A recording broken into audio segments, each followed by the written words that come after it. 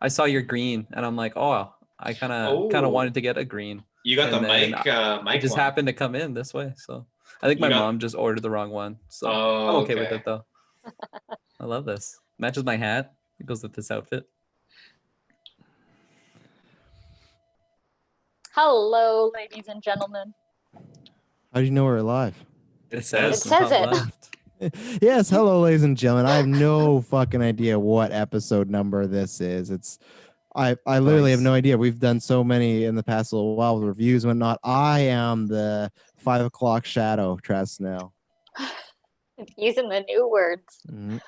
I am the plain background Jessica. I feel like I need to You can spice it it looks up. very professional. I like it a lot. Well, for the video people, all Kirklin has is just like a couch right behind him. You know, like it's not like anything too snazzy. Fireplace? Like, is that a fireplace for sure? We don't know. It's green screen. I'm actually in a damp cave right now. You can do the zoom to green screen, internet. Jessica. You can put something behind you. Okay, I'll let other people introduce themselves while I. You can put the butthole behind you. See, the thing is, I would hate to like put one on and then I like use Zoom for work and I go into a work meeting and I've got some big sand. How you doing tonight, Jessica? I'm doing well. Oh, I am your friendly neighborhood caster, Kirklin Patzer. I am the Xbox fanboy, Taylor Field. Oh boy. Yes, we got lots of stuff to talk about. We're talking about Dune today. We're talking about James Bond. We're talking about Mario All-Stars, talking about Xbox, a whole bunch of stuff. Taylor Field, where can they find us on the interwebs? Ladies and gentlemen, you can find us with your internet connection in the search bar. Ladies and gentlemen, Geekverse Space Podcast. You can check us out on our home base, geekverse.ca. You can find us on Facebook at Geekverse. You can find us on Twitter at GeekverseCast. And you can find us on Patreon for all of our rewards, tiers, early content, all that fun stuff. Exactly. I'm trying to, troubleshoot as always. But yeah, and then also this weekend we got a big rumble going on. Taylor versus Travis 2 is happening. Taylor, are you enjoying your last few days before you have to stay in a hospital bed for a very long time? Well, I'm not going to be in a hospital bed.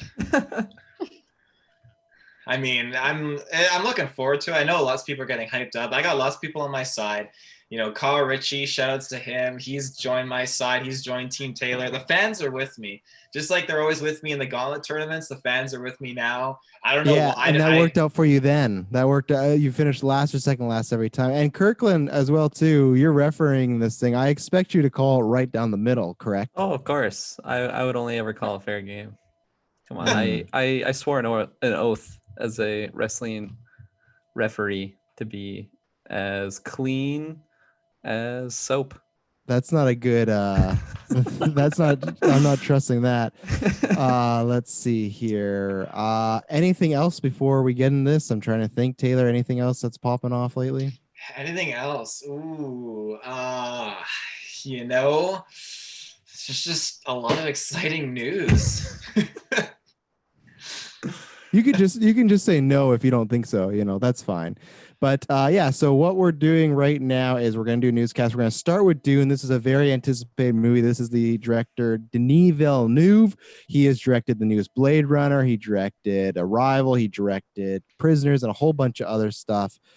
Taylor has a finger. I swear if it's something to promote other than, we got a podcast network. No, check that out. Dune. Shows it's Dune related. 7 days a week, 8 shows, tons of great content over there. Whoa! Oh, Pick up the video. Nice. But Taylor, I'll let you go first because you're waving your hand like, I don't know, a parent that wants to teach their kid a lesson. What do you feel about Dune here? So you said it's like a phenomenon or something like that. Like, who says that Dune is like a super like crazy good film? And when the fuck have I ever used the word phenomenon? What did you introduced it as like, we're gonna talk about Dune. It's like the Heidi Ho whatever film, whatever. Heidi Ho. I said very anticipated. Yeah, movie. Who says it's anticipated? Like, because I had never heard of Dune or seen the original. Well, it's a remake. I feel like it's a pretty popular. Whoa, hey. Oh God. Okay. It's not a remake. It is a new adaptation of a book. There was a movie made a while back ago. We're going to do a retro for it, but it's been one of these things that's been a very famous book and series. No one's ever really done it right. And then the director obviously is a big deal. If you look at that cast, it's a super stacked cast. It is Timothée Chalamet, like Jesus Christ resurrected. So like it is very anticipated, I'd say, at least in the film community. Okay, I gotcha. I was just gonna say, like, I didn't hear about this film until like maybe 6, 7 months ago. It just kind of popped in because you guys are talking about it, and I thought it was a remake, but that's pretty cool to know that it's just another perspective or adaptation of a novel, which I like.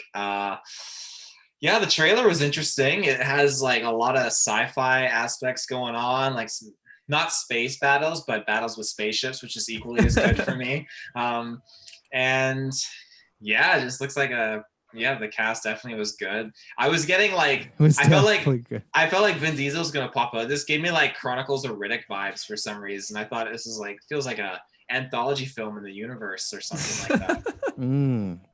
Okay. Space Jessica. battles. I love how that got like brought up in your. Oh, of course. He can't leave it. Jessica, what did you think about Ooh. this? Have you seen the original? Do you have any affiliation with Dune? Is this Oh, God. like something that is like like Taylor, is it on your radar at all? And two, is this a movie that has you interested to go see it? As of right now, it's slated for December of this year, but there's already rumors today that it's going to be delayed because Wonder Woman's supposed to be delayed, so it might not be coming till next year. But does this have your interest at all? I had never heard of it until about 5 minutes before this cast when you said, "Has everyone watched this trailer?" So yeah, that's about my knowledge on it. That being said, I super love Timothy Chalamet. Timothy Chalamet. Chalamet. Chalamet.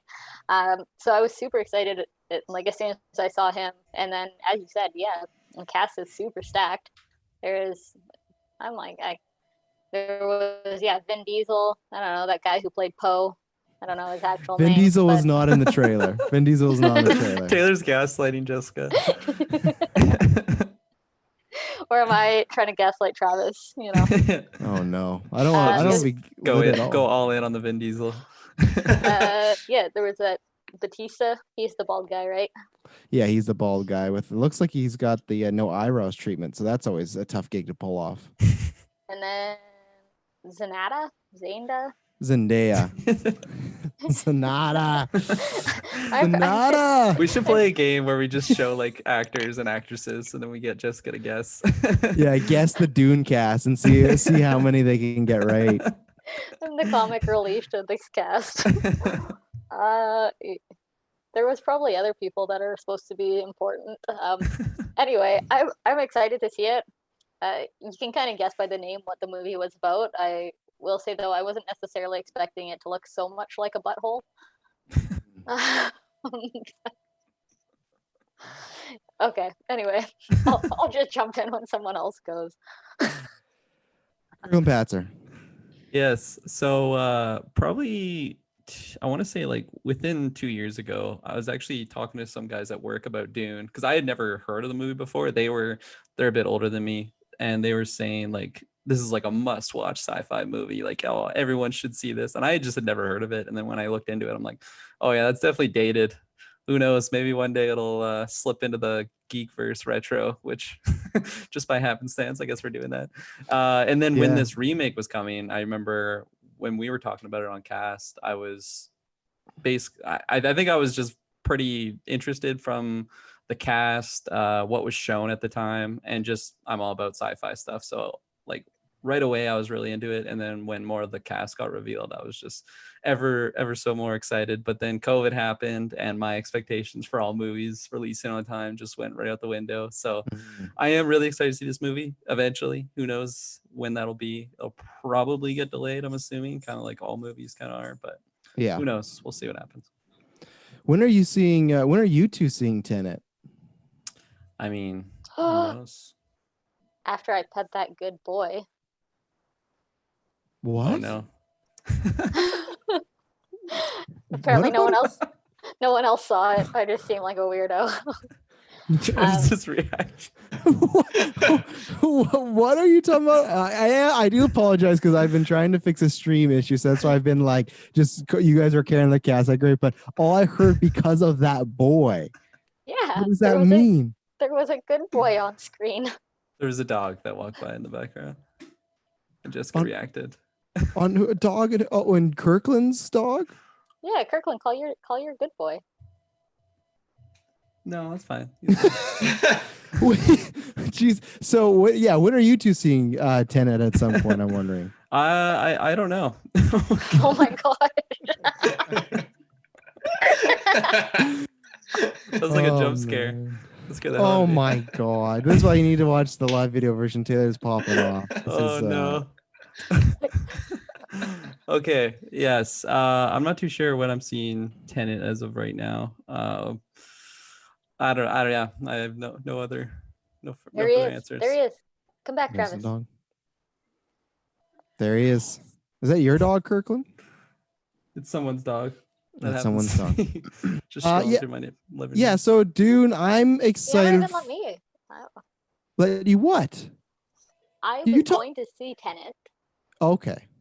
and then apparently it came out on a Wednesday instead of a Thursday. So I was like, I was all prepared to go on Thursday, and I had lined up a babysitter. And then you guys were like, "No, we're seeing New Mutants tonight. We saw Tenet yesterday." So I was like, okay. So I just I didn't bother going to any movie at all. I do think last newscast we talked about the schedule, and it's on both for you two because Taylor sent it, but he didn't confirm you got it. But then you've also not looked for it till today. And I know you're on Facebook, Jessica, and we did post the Tenet review is happening. And then 2 days later, you're like, "Oh, you guys reviewed Tenet." It was in the public eye. You know what? I will not lie. Sometimes we get a lot of notifications from Geekers, and I'm just like, I'm not clicking through all of these. So Wow. I will. You still get a lot of notifications. The chat's as dead as a doornail. I didn't say the chat. I said the page. Oh, the page. Yeah, our chat's dead. It's probably because of that. It's horrendous to look at our little preview thing. I don't want to click it and have it sitting on my screen. What, the fairies? The fairy thing? No, No. the profile picture. Yeah. Did it change Everybody last I loves saw it? fairies. What was it last time, Taylor? I don't know. I couldn't see it. It wasn't displaying properly. Yeah. We have it on our Geekverse chat right now. We have an image of, I don't even know what it is. It's a family, and they're all have the faces of that fucking monster, whatever from Halo, like that reveal that was all terrible and whatnot. So yeah, we have that as the photo right now. So yeah, so Dune. Go ahead. Oh, there it is. I can't see anything. It's just all pixelated and black screened. It's a good looking photo. So Dune. No so Nick Cage. No Nick Cage. Yeah. So, dude, I'm really excited. I'm a big Denis fan. I think all his films. I think next to Nolan, he's probably the best working director right now. I'm more interested to see what's going to happen in this as far as like a box office and the continue of the franchise. But before again, the trailer looks great. I was actually surprised because it was the first time we watched it before we went live on the cast. And I was actually blown away, just like the scale of it and how epic it was. I thought the music was like, it was a different type of choice, but I think it ended up fitting. And I really liked everything I saw. There wasn't anything I didn't like. Timothy Chalamet, I have this joke right now that Robert Pattinson is the next Christian Bale and Timothy Chalamet is the next Robert Pattinson. So he's the next Christian Bale down the line. There's like this lineage, and he is that actor that everyone goes like, oh yeah, he's so good. And then you're like, yeah, I'm sure he's good. And then you watch him like, oh yeah, he is like the next coming of acting Jesus. So he's great. Everyone looks great in this cast. Just visually, it looks stunning. And I don't know much about Dune. I think I've seen the original movie, but I couldn't even tell you. I've seen maybe it way like when I was 10 or something, and I didn't care, but I've never read any of those books. Apparently it's like a massive series, so I've never really gotten into it. So I am interested in this movie. I don't know any of the lore, so I'm going to be kind of like everyone else lots of the time. So I am excited for it, but I don't think we'll see it this year. Yes, Jessica? Just to throw it out, the original, if you did watch it, was from 1984. So before kind of any of us were even around. And also we did forget to mention that there is Jason Momoa in it as well. That is someone whose name I know.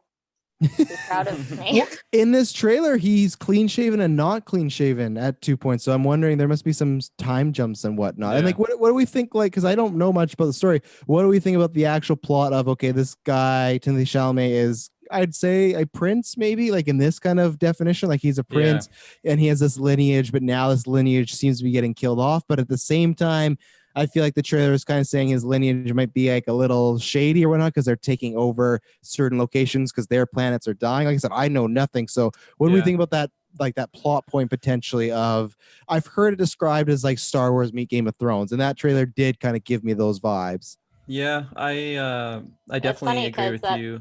there's that Isaac Poe. He's Star Wars, and Jason Momoa is Game of Oscar Thrones. Isaac is his real name. Isaac Poe is definitely someone else.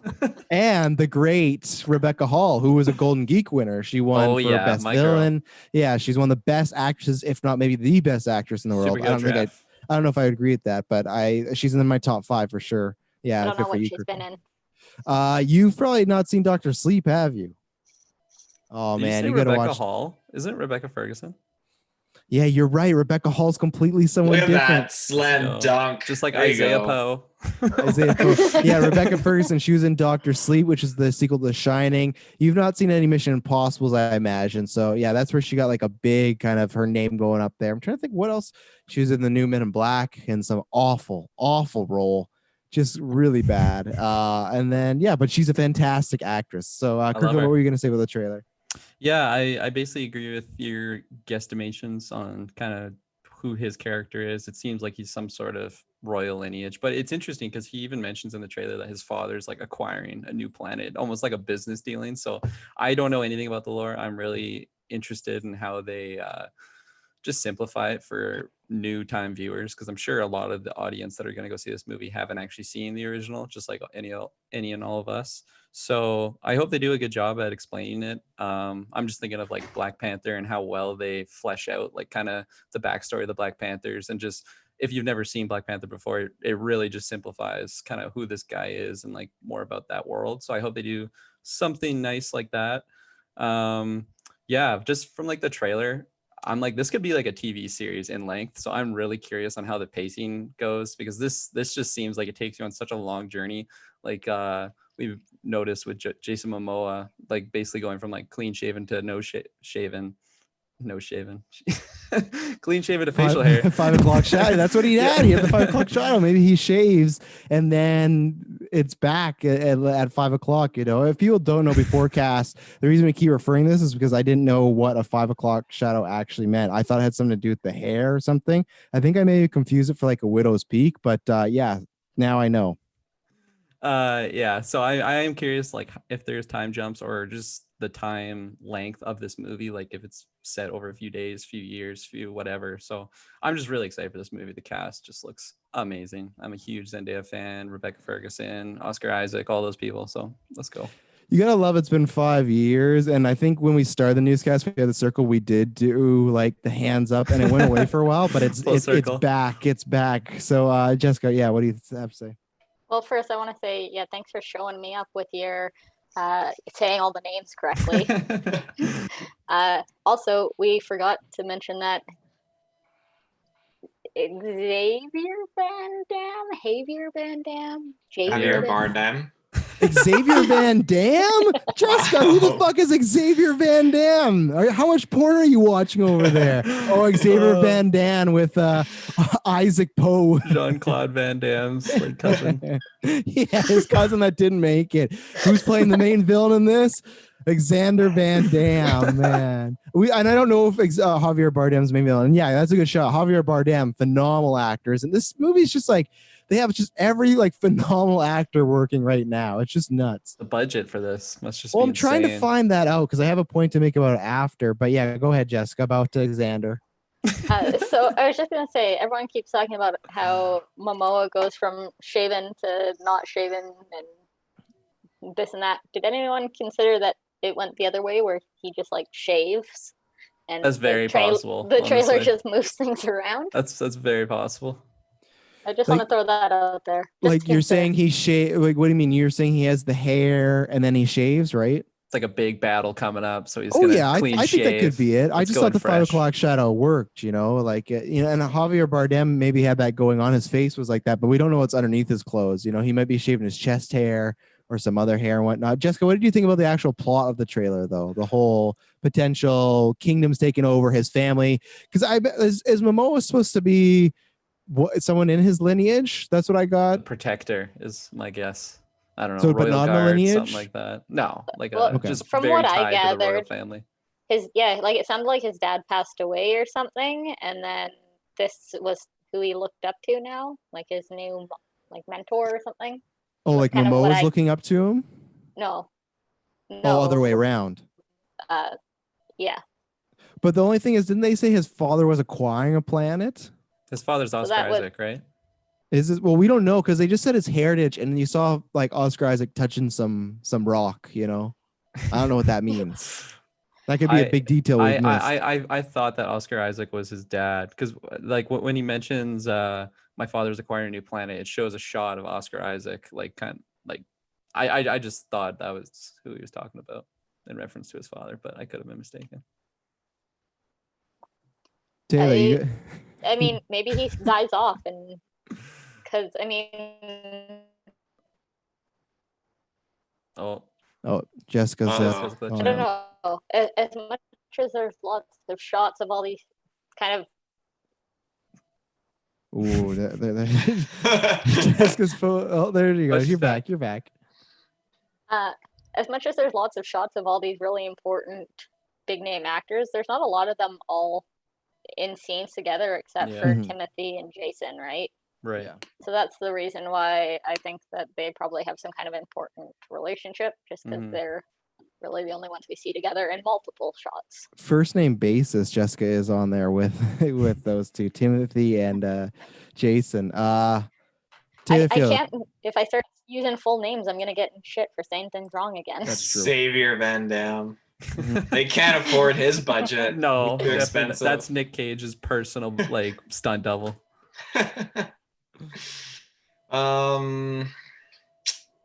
So what was the question exactly? We've kind of jumped around on this topic here. Well, I asked you about the plot, but so Jessica, you put in the chat that the budget's 175 million. Oh my god. I thought that was a joke on Xavier Van Damme's like cost. Because my thing, so I'll throw to you again, Taylor, in a second. But my thing is, so with Arrival, that was a really big film, and it did well, but not like super well. Blade Runner hit the newest one, big bomb, and that was really disappointing. My whole thing is, I always thought before COVID, this was not going to do well. But now I think after COVID, I think it's going to do even less well. We've seen 10 New Mutants come out, but that they haven't done amazing. So I just feel like, so the other thing that Denis has said that this film is, he's basing off, I think, the very first book, and he's splitting that into two parts just because it's like how big and dense it is, classic thing. But I don't think they're marketing it that way. But he says you need two films to tell that story. And I looked into it. They haven't shot like down Lord of the Rings style where it is a part one, a part two. So obviously in COVID time, maybe this will change because they're just going to greenlight movies based off people liking them. But as far as 175 million in like regular real world, that would have been tough to be like a massive hit. Now this COVID stuff, I don't know, especially with Blade Runner, like people were hyped for Blade Runner, but that showed that not a lot of people cared about Blade Runner. You know, it came, it went, and it bombed. So that's why I just wonder if we're even going to get this second one. I want to be excited, and I want him to get it because he's very passionate about it, but it's just, that's such a big budget. And especially right now with COVID, it's just like, you know, like New Mutants 20 million. I think Tenet's like not even cracked 100 million or something like that. Like it's they're a lot slower than it used to be. So I think Tenet cracked 100 million. I think they yeah, announced it a couple but like days ago. that would have been easy opening 3 days. And the fact that it took like 2 weeks to do that is, it's not going to make its budget back. Its budget is like 200 million, and then you got to double that because P&A, like printed advertising, and then but also they had to do multiple campaigns, so they might be a little bit more. So it's just like, it's a lot of money they got to make up, which they're not going to make up, I don't think. Yeah, it's really unfortunate. Just bad timing, right? On all these like really big theatrical type movies that you want to see in theaters, but unfortunately not everyone is able to go do that. So it is just really unfortunate timing, especially something like this to feel like it would have been in the works for so long. Get all these like really high paid actors all together for this big grand cinematic experience, and you know, in the middle of a pandemic. It's unfortunate. I'm kind of curious to see how much Mulan made, because they're obviously keeping track of the numbers financially since they had the premiere cost, and then some theaters, select theaters, they released it in. So I wonder how that did considering it was a home release. Well, it said that like, because these are not, I think they're third party statistics, but it said something like 1.2 million people bought it, and it like pretty much estimated to about like 34 million dollars, which is not fantastic for a movie that has another big budget as well. So obviously that's the first week, and I feel like it's a new system, right? So people aren't used to it, but that apparently is what they did, and I don't know. I don't know what that means, if that gives them confidence to do that with Black Widow or if that scares them away from Black Widow. I don't know. Black Widow as of right now is November 6th, of course, the day before our charity stream. Always a big movie the day before our charity stream, so good to be up late and review a movie. But as of right now, it's still scheduled. But I think we'll find that out in October if it stays scheduled or not. And Taylor, what I was asked about is how do you feel about the plot a while back ago was about the... yeah. Oh yeah. I think the I don't know if Oscar Isaacs is his father, because it didn't look like the same actor that was hugging him when he got off the ship, although they're shaving and growing beards left, right, and center. So I don't know, but because it looked like a different guy, but it didn't look like Oscar Isaacs when he was like my son or whatever, and he took like his cloak off and hugged the guy or hugged. Well, okay, first of all, Timothée Chalamet was the one that I think ran to him and said something. I don't think he said to Jason Momoa. No, it was the other guy. There, Timothy, whatever, was walking down in his like black garb, and then another guy in soldier apparel and a cape was like freaking out. I thought that was Jason Momoa. That was Momoa. Yeah, that was Momoa. Oh I didn't hear him they say all got beards. I can't tell. No, they don't. He had he was clean shaven in this trailer at points. Yeah, I don't know. They're buying planets in this movie, which is pretty cool. Like I gotta just watch the movie. I need another trailer. I feel you like need another trailer. This was the second trailer. No, this was the first trailer. I know. The second trailer. I need to watch more trailers. No, it was the first trailer.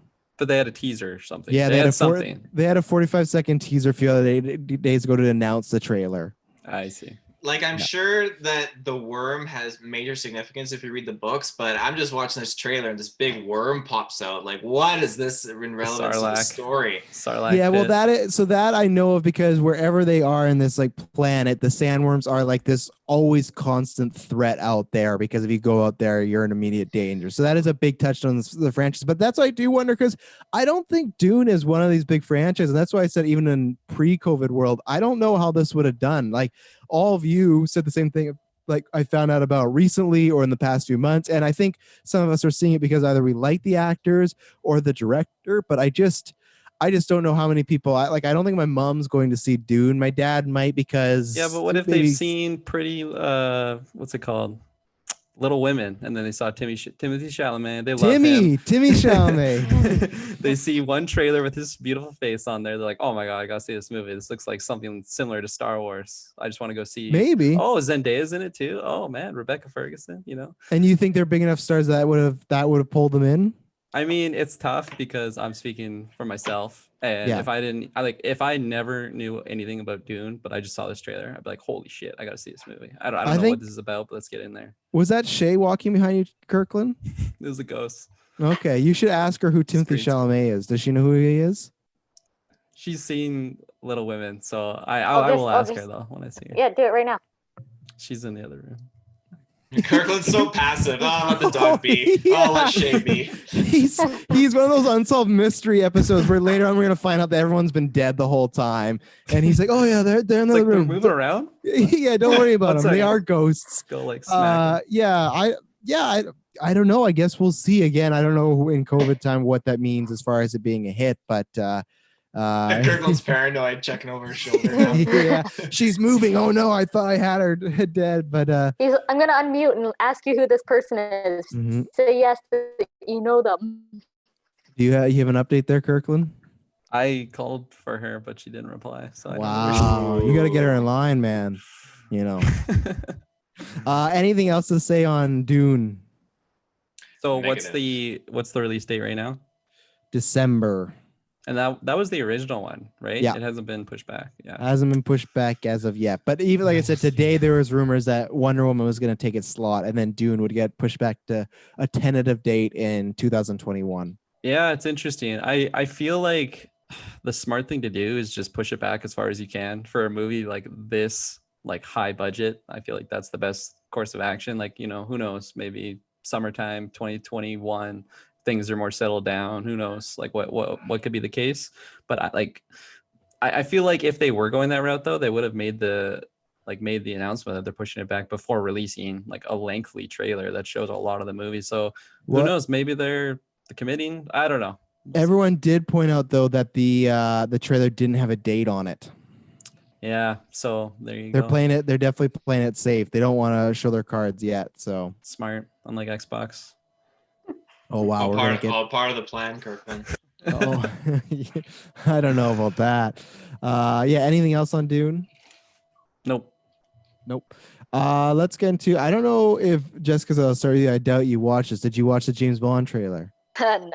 Okay, Kirkland, did you watch the James Bond trailer? Yes. I Okay, did. what do you? So this is tentative right now, November to be coming out. So it's coming out in April, but as of right now, it's coming out. I guess this is like the final trailer. But what do you think about this? This is kind of a trailer. I don't know if we even would have got in real world because, it's like we would have had the movie by now, and they kind of dropped a final trailer. But what do you think about this one? I know you're probably already excited. When the movie does come out, we're gonna finish our Bond retro. You can check out the Casino Royale episode we did like a week before COVID happened, and then we stopped it because everything got delayed. But there is Casino Royale out there, and we'll begin to the other ones with Dylan Musk. But what do you think about this trailer?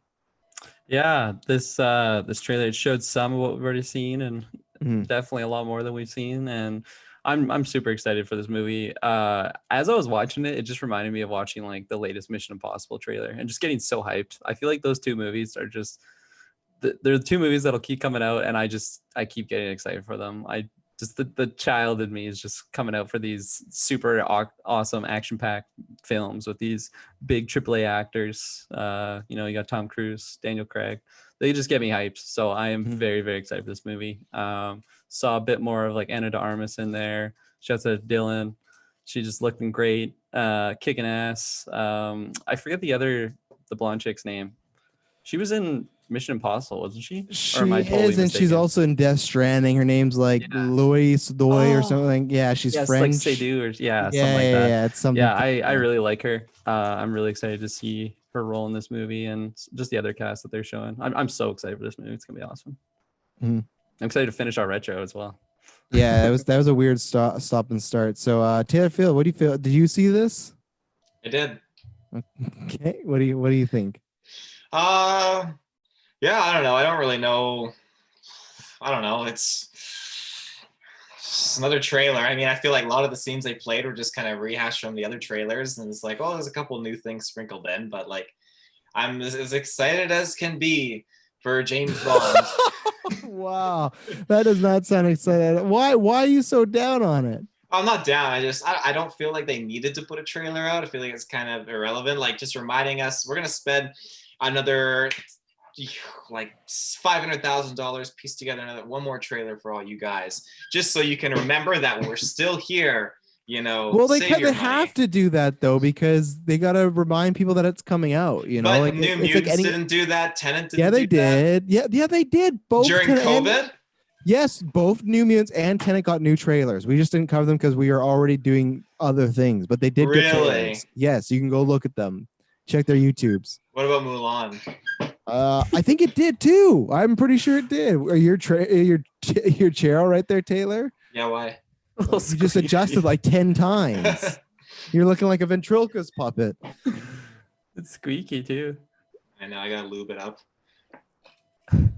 Yeah, I like the trailer. I think it is needed because they do need to remind people that it's coming out. I think they played it safe as far as it felt a lot like the last trailer we got, but they showed us like just a little bit more of things we hadn't seen. We saw a little bit more dialogue from Rami Malek. We saw a little bit of this, a little bit of that. So I think they did as good as they could. We're definitely going to get another Black Widow trailer, and I think that will be the same, where it's going to show you stuff we've already seen, but it's going to try and play as close to this as possible and just show like a little extended scene from what we've already seen. So it's looking good. We found out a bit more dynamics of Anna de Armas and whatnot, but yeah, I'm very excited. I still think that, and this should excite me because I think it's the best James Bond movie of all time, but I do think I guess my only worry is it looks very similar to Skyfall, like very similar. Like he's coming out of retirement. He doesn't know who he can trust. People are kind of doubting him. And then you have this villain who's like, I'm just like you, James. And it's just like, okay. Like on paper, it sounds worse than how it looks though. When you see that trailer, you hear the little theme song. It's like, oh I know. Yeah, I'll be excited. I'll like it. But I'm just worried that they are just like, what really worked for us? Skyfall. What we're going to do again? Skyfall, because it just looks. We will, and I'll be a shill for it, I guess. But they'll always be like, it could never be a perfect movie then if it's like really like if it's like too much like Skyfall, because Skyfall I think was that rare Bond that really broke the mold with something different. So I get why they try to do that. Rami Malek's looking all gross and with his mask and face, so that's all good and everything. So yeah, anything else to say on Bond? Nothing on Bond, but I have an update on the Timothée Oh, you have an Chalamet update. Okay. Frontier. So I asked her who it was, and she had no idea.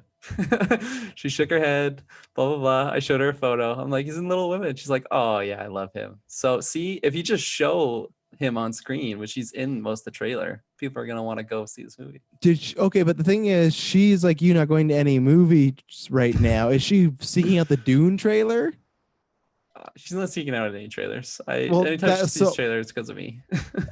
Well, and that's what I mean. So there's gonna be a chance that she may find out that Timmy Chalamet is in this movie, but it might be months later after it's released when it's been a bomb. You know, be like, oh yeah, I like him. Like that's why they gotta push it back, man. They got.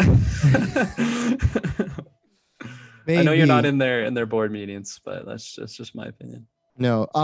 Speaking of something coming back, you know, pushing back, this is something that's coming back. There's been rumors and now it's lots of reports and whatnot that we're getting a Borat 2. There was a few weeks ago, and Taylor can do, you know, you can say hashtag Travis told you wrong. And I did, because a few weeks ago, there's video footage of Sacha Baron Cohen in a van dressed as Borat, and there was like a camera on him and everything, and there was speculation what was going on. I thought it was merely just going to be a skit or something like that, or a sketch for him to put on the internet or somewhere else, because I didn't think they would do another Borat. I just kind of feel like the jig is up as far as everyone knows who he is, but apparently they've shot it, they've screened it. We don't know when it's coming out, but the rumor plot is that he had to go into hiding because of the first movie, like the events that took place and people were after him. So he had to go into hiding. And I imagine it's him coming back to America and seeing like what has changed. So Taylor Field, I'll start off with you with your little chuckles there. What do you think about a Borat 2? Well, first of all, if people needed a reminder about freaking James Bond by a trailer, then people definitely forgot about Borat. So they definitely were not expecting him to come back into the picture. I think unnecessary this is a great shots. Idea. Unnecessary. I think this is totally a great idea, because out of all his characters, I think that Borat is definitely a very unique one, a classic one. And I mean, you could definitely, Bruno too would be very interesting, and I wouldn't be opposed to it. Is that your favorite out of all of them? Me and Travis want to sit Dylan down and not tell him what we're gonna make him watch.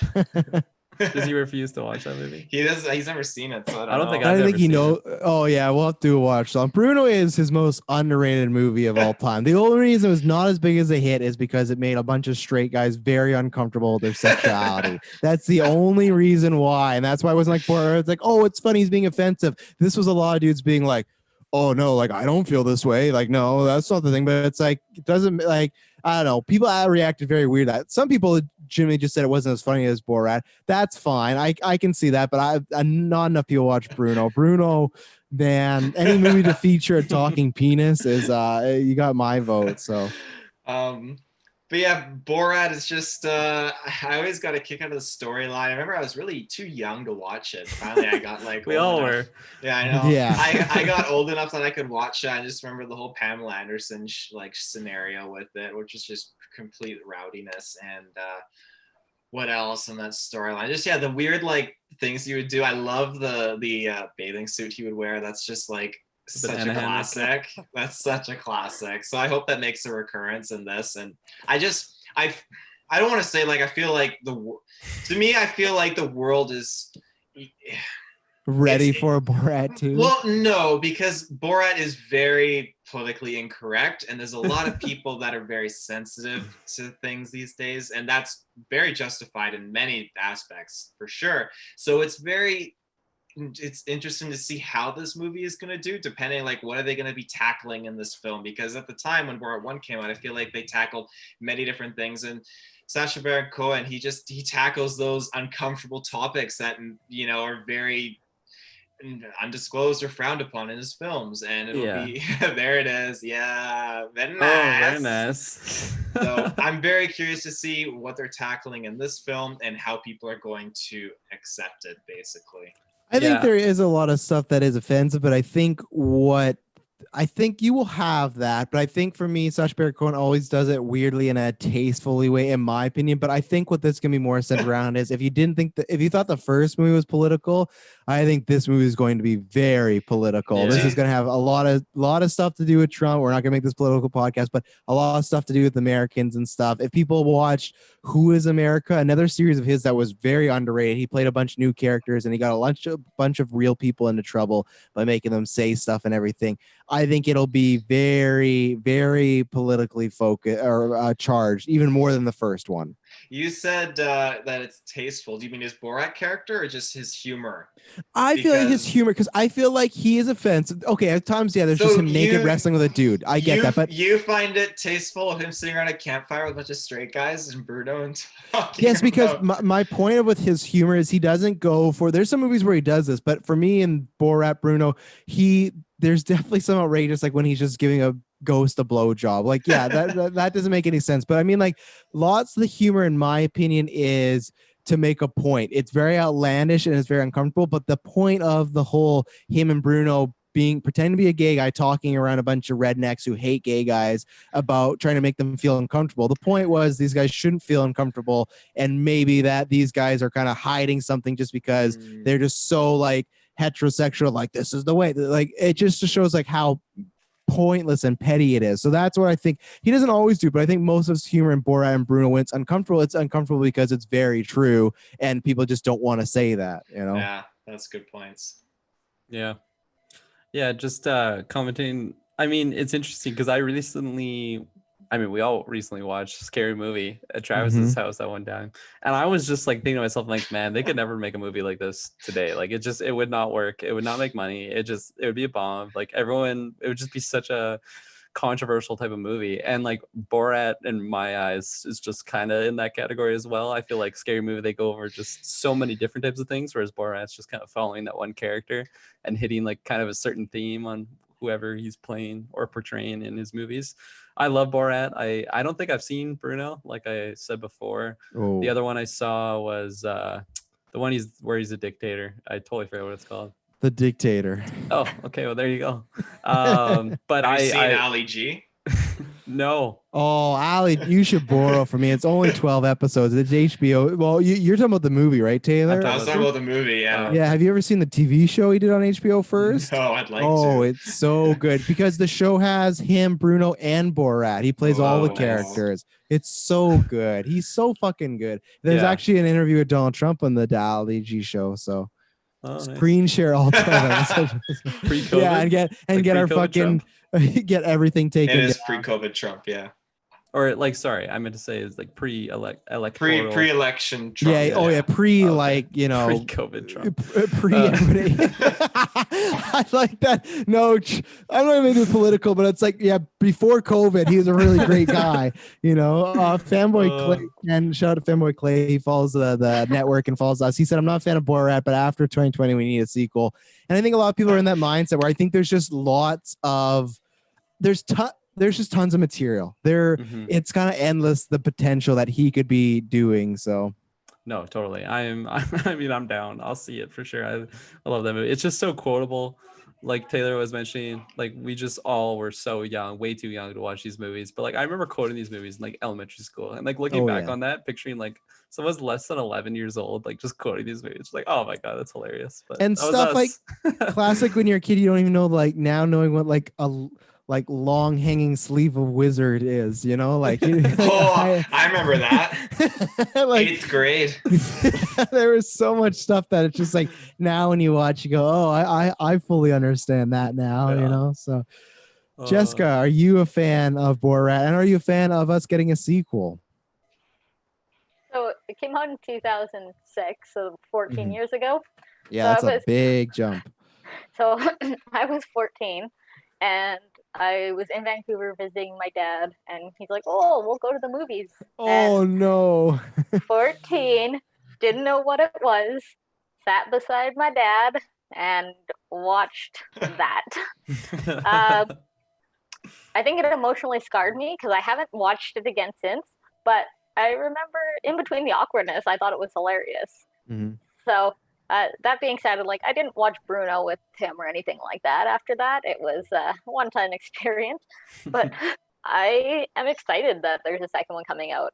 All the ones that I've seen, I've enjoyed. I think they're hilarious. And I'd be interested in borrowing your HBO series. Oh yeah, it's sitting right there. It's ready to go. I own it all on DVD, so it's easy. I'm a big Sacha Cohen fan, so. So Taylor, what are you doing over there? What for the One Ring. happens, and I'm definitely down to be on. That was the meme face. It just wasn't very good. No. Yeah, you cut out. That's why. That was the problem. Taylor, what are you doing over there? Oh, I thought I had a hard copy of Borat. I was just going on the hunt. It's probably hanging out with your Interstellar.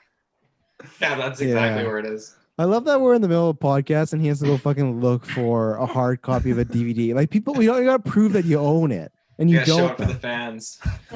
Oh boy, let's talk about. Are we doing a retro for it? We may have to.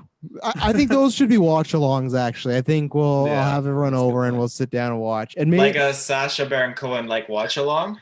Retro that's what Jessica just said, you motherfucker. No, I know, but not just for his personas, but like he's got like that spy movie that was really good. No, too. we're not. We're just gonna watch in the Borat verse, like those ones. Oh shit! Look it, we got Ali G in the house and The Dictator going on Netflix. Is it on Netflix? Wow, yeah.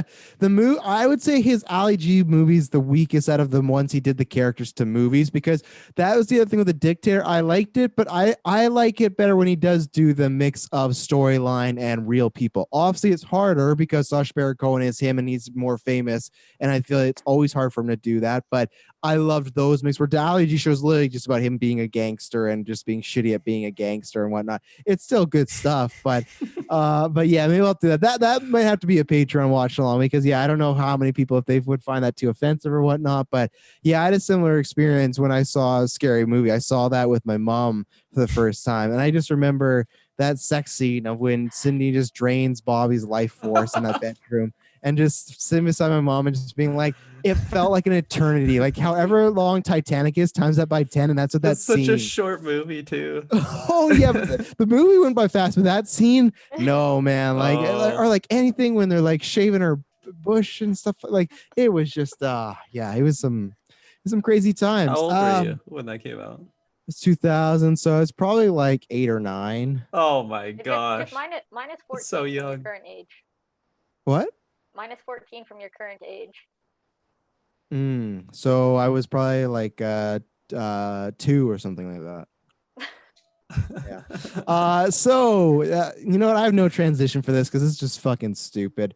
Let's talk about Star Wars. So Star Wars, Daisy Ridley gave some interview. I don't know what Josh Gaddy's doing interviews with a bunch of people. Good for him. She gave an interview where apparently in Force Awakens it was talked about that she was going to be Kenobi, and then in Last Jedi obviously it changed to her being a nobody, and then in Episode 9 it changed to her being a Palpatine. The problem is, one, there's just a lot of fucking changes, but two, the problem is with Episode 9 is she talked about this conversation she had with JJ where he went to her and said, okay, you're gonna be a Palpatine. They shot the scene, and then she talked about him about the next day or two, and he said, well, we're not sure if that's the route we're going anymore. And this is in the middle of filming the movie. And that for me is like, I'm fine if they changed it all these times in between movies. It's still a lame duck situation if they should have it mapped out. I know people say, oh, well, George didn't have it planned out. Like, oh, Luke's going to be nobody. It's going to be Darth Vader's fault. Like that happened in the middle. But the difference was like, Star Wars wasn't it was a big franchise, but it wasn't the weight that you had when you bought it, the big weight of a Star Wars franchise, So that's the thing of like, they should have mapped it out, but fine, you change it in middle of the movie. The fact that while filming, Daisy Ridley has no idea in scenes that she's acting, if she is a Palpatine or if she's she literally has no idea who she is. Again, if you tell her before the movie starts, then it's fine because she goes, okay, this is my motivation as an actress.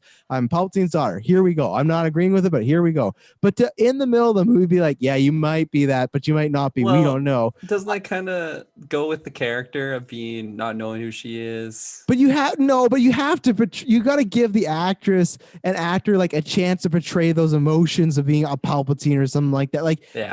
She shouldn't be confused while making a movie, I like agree that's with the you. thing. And I'm crazy I'm trying to enough defend them.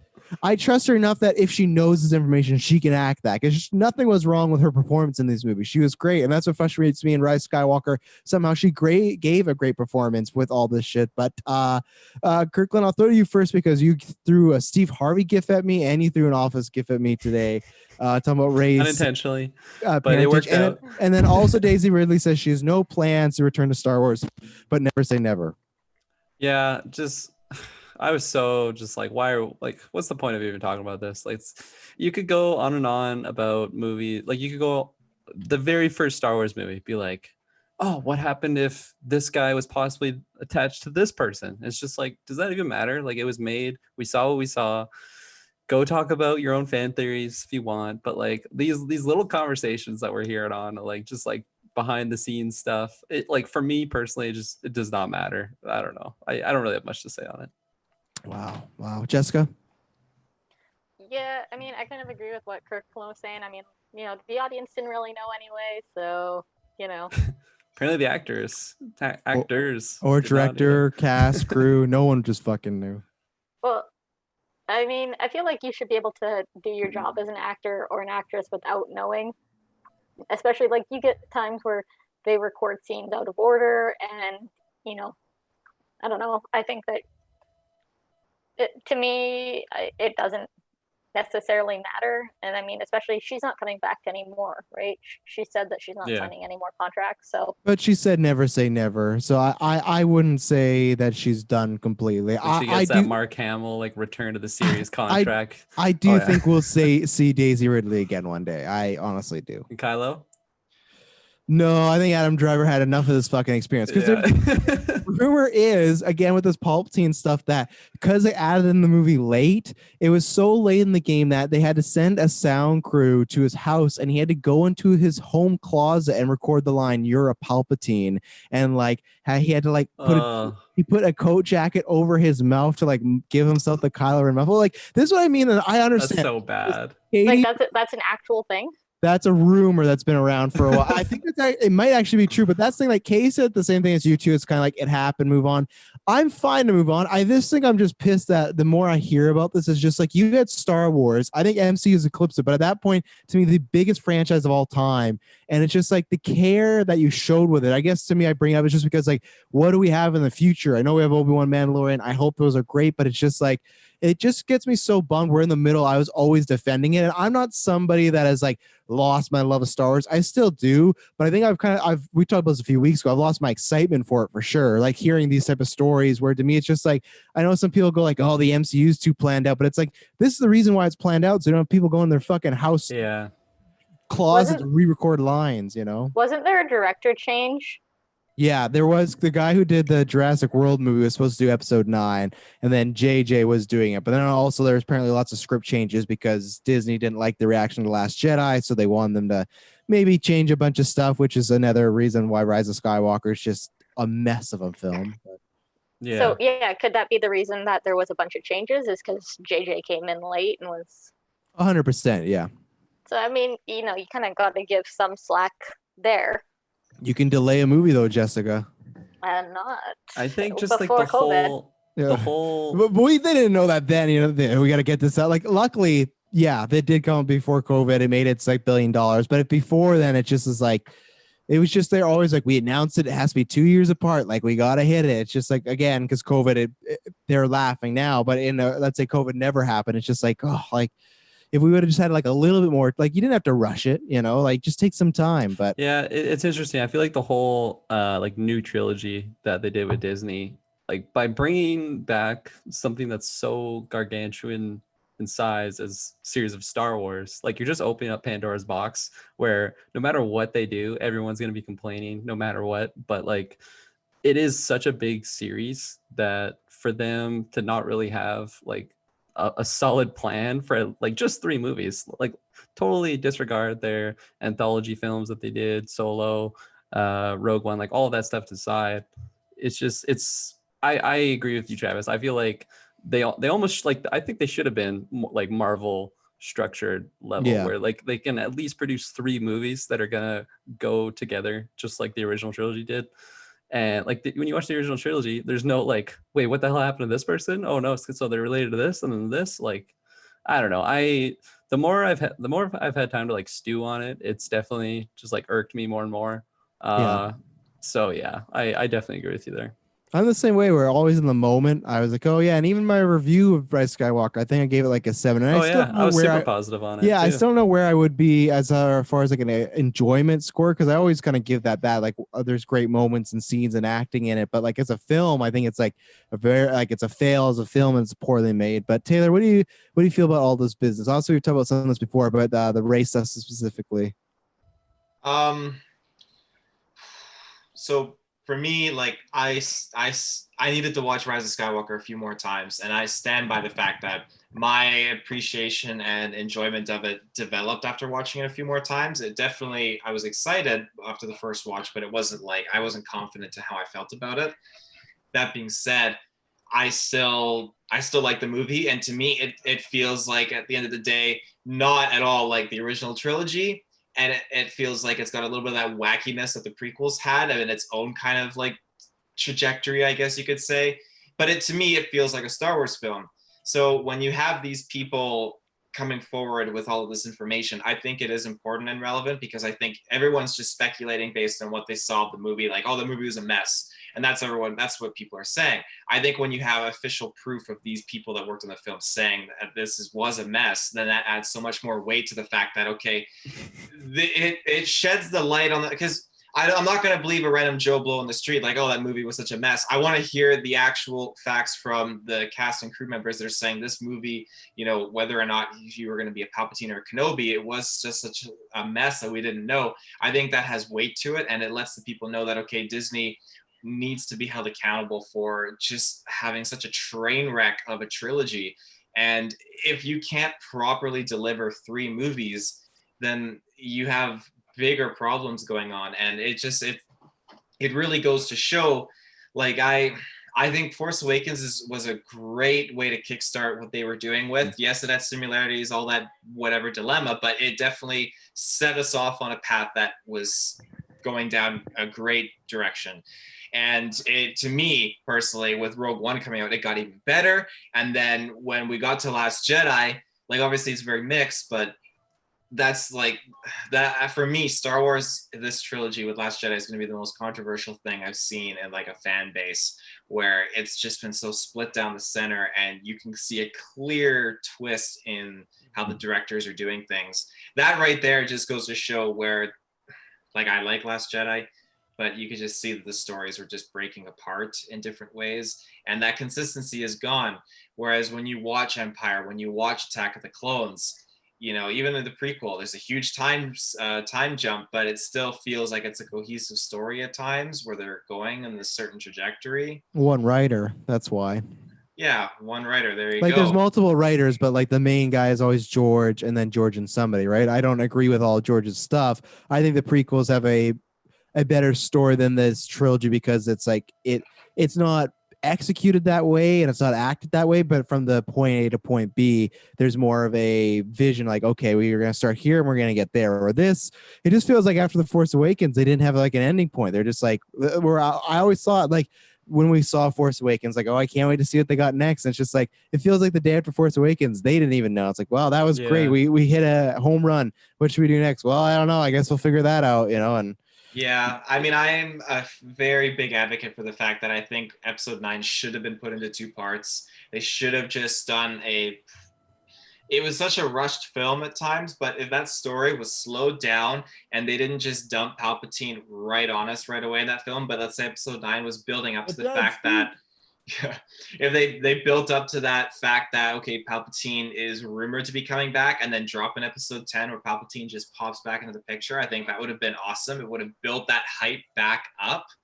But just to throw him in there, and throw that wedge, it's like, I don't know. And now I'm glad that we have these showrunners for The Mandalorian that have worked with they've worked with George Lucas. I know Kathleen Kennedy has and such, but you have these directors and these actors, well, not all actors, but these directors and these people that have worked on the stories and the characters from the past with George Lucas. And I think that element carrying over, whether you like it or not, fans, like, has with George and what he did with Star Wars, like, when you have him not directing, but when you have that element of George that you work with kind of channeled through into, you know, these subordinates that work on these projects, like it works. And I mean, Mandalorian, to me, I think that's a perfect example of that. And it'll be interesting to see how they do, you know, season 2 and all that.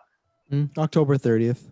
Yeah. It's interesting. I just to reiterate like what Travis was saying, like when I went to go see Force Awakens, and then when I left that movie, like I don't think I'd ever been so hyped for Star Wars like in my life, because it was just like the first time that they were bringing back this new series. And then as each movie came out, I felt like I was going into it with rose tinted glasses, so it helped the situation a lot, you know, that I just noticed what you saw.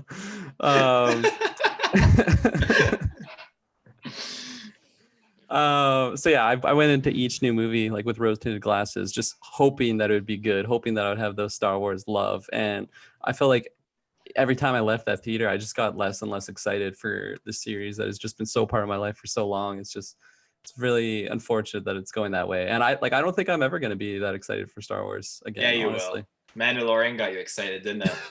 Not the level of like episode 7. Because that's like the characters we know and love coming back. That's the main trilogy. I Yeah. hope one day we can get that excited, but I don't think I'll ever get Saga excited again, because there's no redos with Carrie Fisher. There's no going to be redos Yeah. with Mark Hamill and Harrison Ford, you know? No, exactly. Like, that was their one shot with this trilogy, and in my opinion, they kind of dropped the ball on it, you know.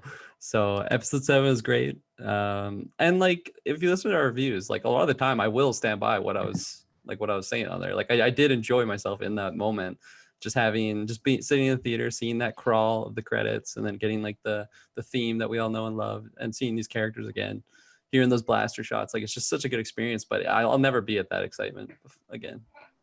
Yeah. A fair point. Travis almost died there. He's I saw laughing him so hard. crying. People, that's why you check out the video version. Any other movie or TV news before we move into gaming news? Go ahead. Oh no, it always scares me when Taylor has something that he hasn't told me in advance. So Taylor, no. Yeah, so The Walking Dead is ending after season 11. that's a good Wow. point. So season 11 quotation marks, a 2-year 24 episode season. That's just 2 seasons, the motherfuckers. So yeah, they announced that that's coming to an end with season 11, which is, like I said, it's 2 years, 24 episodes. Has remaining 6 episodes, and then after that they're doing a spin-off series with Daryl and Carol. So that excites me, because maybe I will actually watch it. But even myself and Emily, who used to be religious, who watched every Sunday have to be there, we fell off, and then we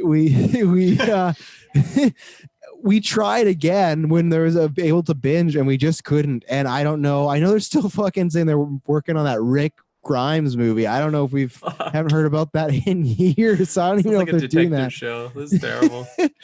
But yeah, I that's a big moment. But that also just shows to me, like, for years their ratings have been dropping, right? Not enough to completely get rid of Walking Dead entirely. There's Fear the Walking Dead. They're doing a spin-off, but The spinoff, they were supposed to premiere that because they've done season 1 and it's supposed to premiere, but they delayed because of COVID, I think. no, the other one, Because that's the right, Walking Dead that's- New World Order or whatever, and that's like 10 years in the future. Right, yeah, I forgot. So they have 3 spin-off shows like in production or being worked on. So yeah, like people still like it. I don't know why, in my opinion. I did hear this past season has been really good again, and maybe kind of like the old ways, but it's tough for me to go back. Yeah, no comment. I could not get through season 2. Kirklin knew about the canceling. Did you hear that? No comment. I can't say anything. Jessica, you have anything? Because you used to watch Walking Dead, right?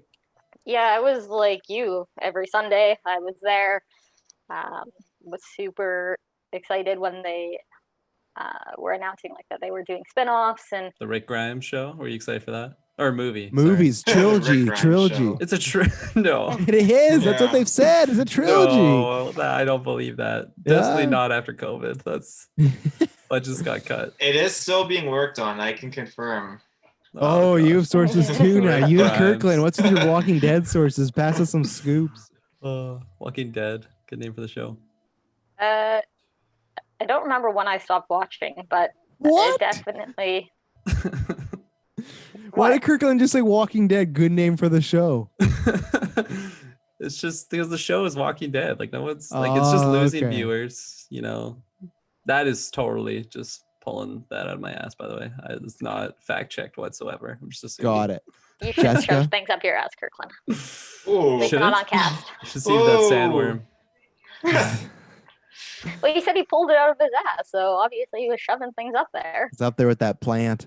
I was going to say the plant in the background. Sorry, Jessica, I cut you off. You But, said you were I'm excited for getting the used to it. spin-off shows. I'm getting used to it. It's okay. I was excited about spin-off shows and things when they started.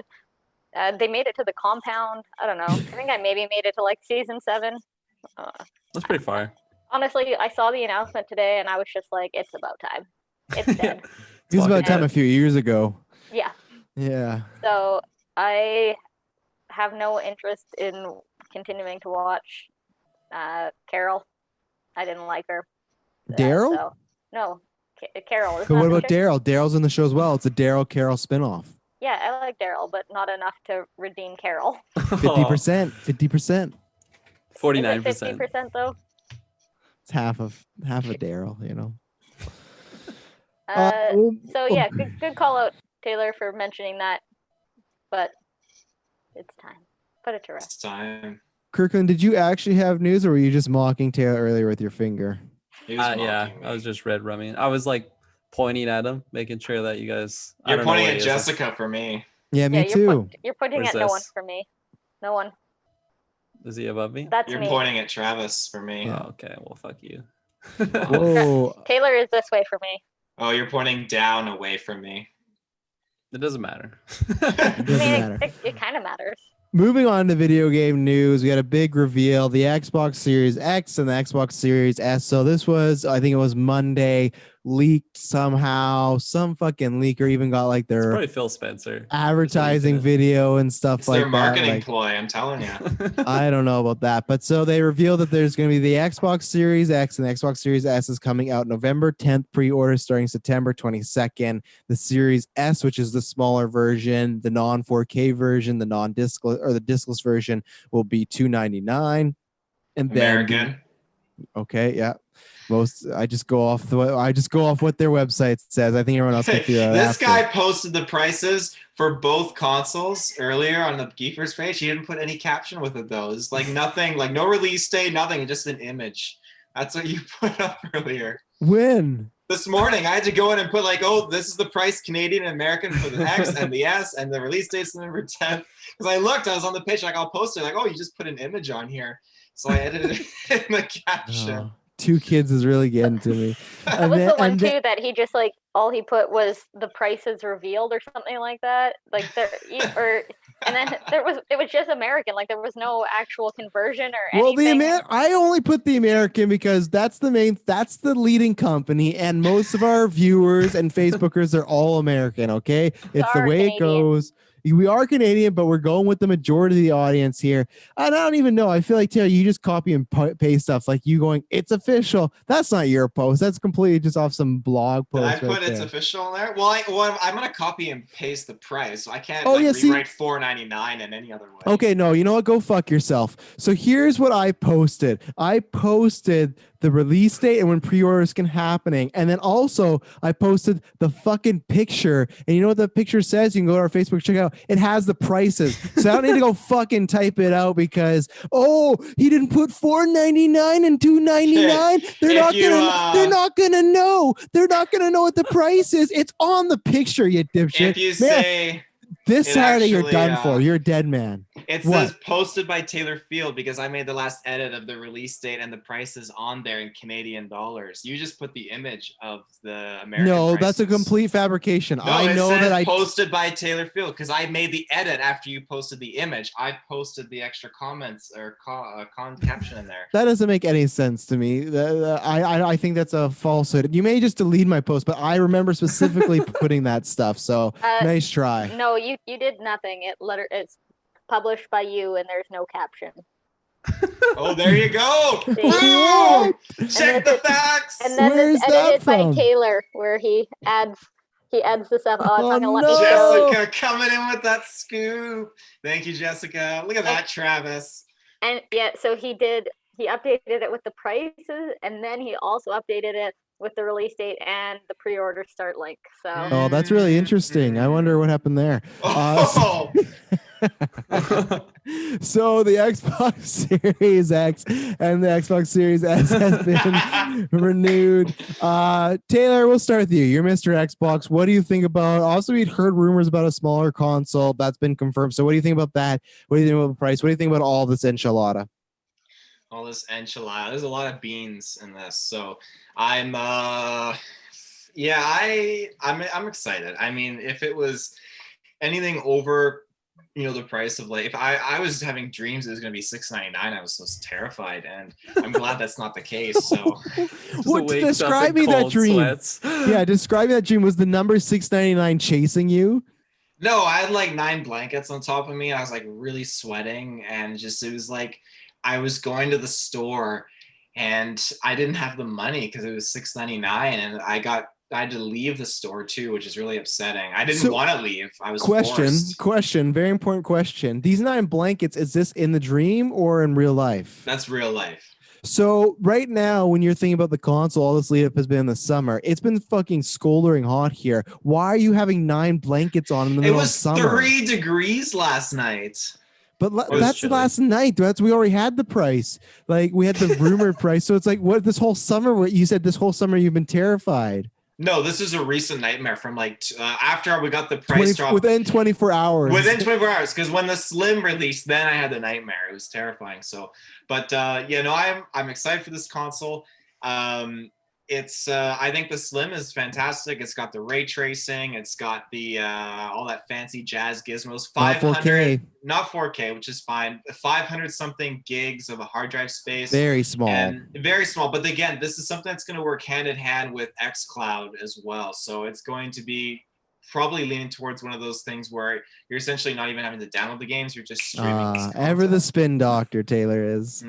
So the overall analysis is, good console, great price, highly recommend it. And so Taylor, again, so can I ask you something? Yeah. Why would anyone buy either of these consoles? For the Game Pass. Because I don't think we've talked about this on cast, but Halo's been delayed, so that's good. I can't remember. I don't know if we touched upon that. The games are being delayed. That's fair. But when you look at, let alone the Xbox Series S, that is the equivalent of, from my knowledge, probably like a $700, $800 like custom built gaming computer, and you're paying $379 Canadian. A gaming computer is not going to be in fucking 1080, my friend. No, what I'm saying is, if you spend around $700 on a gaming computer build, custom build, everything that $700 computer can do, this Xbox for $379 can do it the exact same. No, that's what I'm saying, 4K or not. No, I've been talking, Kirklin, get in on this conversation. You're a PC guy. Because I've been talking to some PC people, and they've been giving me like the ideas, and I've been trying to check these things. You can say whatever you want, but the second you say a PC's 4K and this isn't 4K, right away, that's a huge thing. I never said it's 4K. I said if you were to spend $700 on a gaming PC, what it can do is pretty much the equivalent to what this Xbox Series S can do. Not 4K. If you want a 4K PC, you're going to be spending well over $1,000. That's true. Is it? Whoa. I feel like everyone's just against me. Everyone's rooting against me in general this Saturday. But like, come on. So Kirklin, you think this $300 console is comparable to a $700 to $800 PC? I think you're putting words in my mouth. I never said that. I'm not. I'm asking you the question because that's what Taylor Field's saying. He literally just said it could match that. So do you agree with that statement? I feel like you're putting me on the hot seat here. Oh, that's what I do. Yeah. Grab that plant. I don't know. There's a lot of asterisks, a lot of possible variables that could. Hey, so Mr. Switzerland, hang on before we get back to you, Taylor. So let me ask you this: if you, because you're a madman, so you're going to do it, that's fine. What would any realistic person buy a new console when you say your main selling point was Game Pass? Okay, cool. Game Pass you can get on every single Xbox right now, including when we get a new Gears, a new Halo, all of these exclusives. So you could wait a good 2 to 3 years before there's any exclusives just on the new Xbox. Why would you spend even $300 more for us $400 when you could literally do, when you say, oh, Games Pass, you could literally, especially with the small, there's people out there that have Xboxes right now that are 4K and they could be playing Games Pass the same way instead of getting the small for. I think it's great for people adopting, but I don't think, of course you have kids. I get that. There's always going to be a new generation of people coming up. I'm talking more about the 14 and over. I'm talking about the crowd that already has their consoles, whether they're PlayStation, they're likely sticking with PlayStation. I'm talking just the Xbox crowd that is, like I said, 14 and up. They have an Xbox, and other than just being the new thing, if you have money to blow, that's great. We do that as gamers, but what is a realistic reason to buy any of these consoles? Well, the Xbox does have like a couple of those new exclusives like Scorn and the Medium. And I mean, they don't like entice me, but those are a couple of exclusives that are popping up. Have you guys heard of those games, Scorn and Medium? I have, but that's because I'm interested in some deep cut, some deep cut niches of the interwebs. Are you buying a console for that? Are you buying a $300 system Is for that that? actually like console restricted? I thought that was coming to PC. I guess Games Pass. Oh, look at guess they're Games that! Pass, yeah. Well, they But fucking shot themselves in the unintended dick years shit. ago by putting them to PC. But again, it's I mean, in terms of like games, the Game Pass is available on, you know, previous gen and such, but it just, in a sense, it comes down to like when I had a 360 and then the Xbox One came out, sure, I could have bought Black Flag on 360, I could have done all that, but no, I wanted to upgrade the console. So There was other exclusives though for Xbox One. like Rise, Yeah, you were super excited for Rise. No, I talked to I your was mom never excited. Yeah, about I talked to your Rise. mom last time she was in town. She was talking about how much you were so excited for. Yeah, but it doesn't matter if there was for Rise or Dead Rising 3. There was still, you can't get this anywhere else but the new Xbox. This Xbox doesn't have that. You cannot compare the 360 and the Xbox One with the Scorpio and the Xbox S.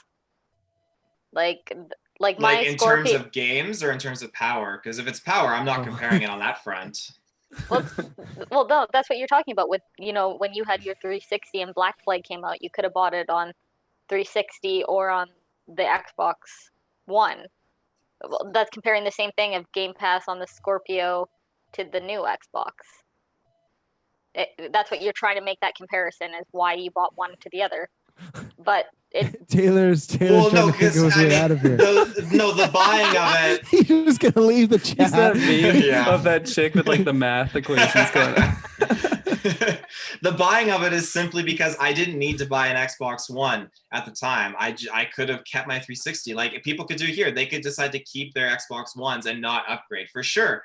That's totally fair. But the reason I bought the one at the time when it came out day one was because I wanted to get that upgrade and upscale, because I knew that there were new games coming down the pipeline for it. So I wanted to get on that hype train ASAP. But again, that's just me. I can't speak on behalf of everyone else.